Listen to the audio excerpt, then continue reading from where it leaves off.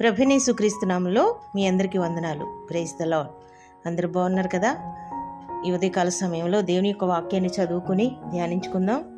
మొదటి దినవృత్తాంతముల గ్రంథము 4వ అధ్యాయము 9వ వచనం. ఎబ్బేసు తన సహోదరుల కంటే ఘనము పొందినవాడై ఉండెను. వేదన పడి ఇతని కంటినని అతని తల్లి అతనికి ఎబ్బేజు అని పేరు పెట్టెను. ఎబ్బేజు ఇశ్రాయేలుల దేవుని గూర్చి మొర్రపెట్టి, నీవు నన్ను నిశ్చయముగా ఆశీర్వదించి నా సరిహద్దులను విశాలపరిచి నీ చెయ్యి నాకు తోడుగా దయచేసి నాకు కీడు రాకుండా దానిలో నుండి నన్ను తప్పించుము అని ప్రార్థింపగా దేవుడు అతడు మనవి చేసిన దానిని అతనికి దయచేసెను. ఆమేన్. ఇక్కడ చదివిన వాక్య భాగంలో ఎబ్బేజు అనగా వేదన, ఎబ్బేజు చేస్తున్నటువంటి ప్రార్థన మనకు కనిపిస్తున్నాయి. నా తల్లికి, నా కుటుంబానికి, నా వంశానికి, నా గ్రామానికి, దేశానికి వేదన కలిగించే విధంగా నేను ఉండకూడదు అన్న విధానంగా ఎబ్బేజు తన గూర్చి దేవుని సన్నిధిలో మొర్రపెడుతూ ఉన్నాడు.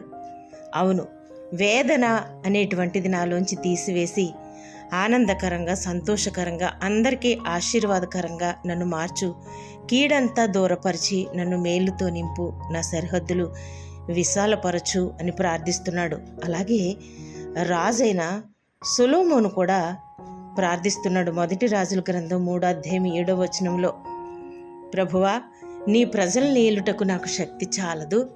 నీ ప్రజలు నేల ధూళి అంత విస్తారంగా ఉన్నారు. వారిని ఏలటకు, వారి మధ్యలో కార్యములు చేయుటకు నీవు నాకు జ్ఞానము దయచేయమని దేవుని వేడుకుంటున్నాడు. అలాగే యోసేపు కూడా ఒక ప్రత్యేకమైన వాడిగా దేవుని సన్నిధిలో ఎదిగినట్లు మనం చూస్తున్నాం. పాపానికి దూరంగా ప్రభు చిత్తానికి లోబడి జీవించినటువంటి యోసేపు యేసుక్రీస్తు వారికి మరి మాదిరికరంగా జీవించినటువంటి స్థితి. పాపము నుండి దూరంగా పారిపోయినవాడు, ఎన్ని శ్రమలు కలిగినా నిరీక్షణ కలిగినవాడు, దేవుణ్ణి నమ్మినవాడు, తన తండ్రి ఇంటికి మరియు తన సత్క్రియల వలన మనుషులందరి ఎదుట దేవుని మహిమపరిచినటువంటి వ్యక్తిగా, తన వెలుగు ప్రకాశం అందరికీ చూపించే విధంగా, తన ఇంటి వారందరినీ కరువు కాలంలో రక్షించుకున్నటువంటి వాడుగా, ఫరో రాజ్యాన్ని కాపాడినటువంటి వాడుగా, అతను వెలుగు వేకువ చుక్క వలె ఉదయించినటువంటి వాడు యోసేపు. Praise the lord. ఎస్, దేవుని సన్నిధిలో ప్రార్థిస్తే ఎంత ఆశీర్వాదమైన దేవుడు ఇవ్వటానికి సిద్ధంగా ఉన్నారు. ఎబ్బేజు కూడా తన వేదనంతా తొలగించి తన పేరు మార్చి నన్ను ఆశీర్వదించు, నా సరిహద్దులు విశాలపరచు అని ప్రార్థిస్తూ ఉన్నాడు. మనము కూడా దేవుని సన్నిధిలో ప్రార్థించే వారంగా ఉండాలి. ఉన్నటువంటి పరిస్థితుల్లోనే కృంగిపోతూ ఉండకుండా దేవుని సన్నిధిలో మనం మొర్రపెట్టుకున్నప్పుడు ఇరుకు ఇబ్బందులన్నీ కూడా దేవుడు తీసివేసి మన ఇరుకులో విశాలతను కలుగజేసి మనల్ని ఆశీర్వదించడానికి ఆయన సిద్ధంగా ఉన్నారు. కనుక దేవుని సన్నిధిలో వేడుకుందామా? ఎంత ప్రార్థన చేస్తే అంత పవర్, ఎంత ప్రార్థన చేస్తే అంత ఆశీర్వాదం, ఎంత దేవుని సన్నిధిలో వేడుకుంటే అంత గొప్ప దీవెన. అవును, మన హృదయాలను దేవుని సన్నిధిలో కృమ్మరించుకుందాం.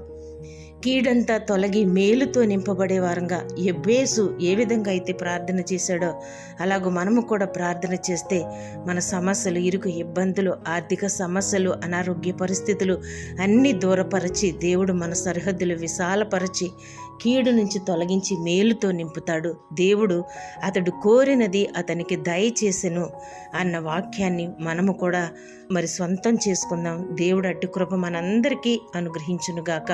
ప్రార్థన.